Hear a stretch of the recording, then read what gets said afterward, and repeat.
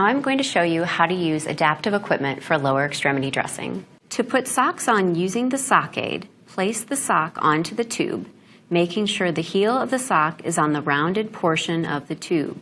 Pull the sock up to the knots on the side of the tube and make sure the sock is taut at the end of the tube. Drop the sock aid onto the floor using the handles. Place your foot into the tube and pull up with your hands using both hands equally. To use the reacher, pull the trigger and the reacher will close. There is a small magnet on the end of the reacher and a hook to help you push things away from you. To remove your sock from your foot, place the reacher in the heel of the sock and push the sock off.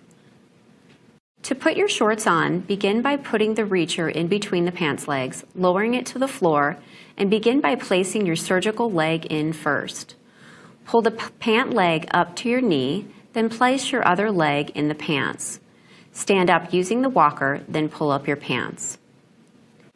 You may put your shoes on by placing the reacher on the tongue of the shoe and placing your foot into the shoe while using the shoehorn to assist. We have elastic shoelaces that you may use for your shoes so that you do not have to tie and untie your laces regularly.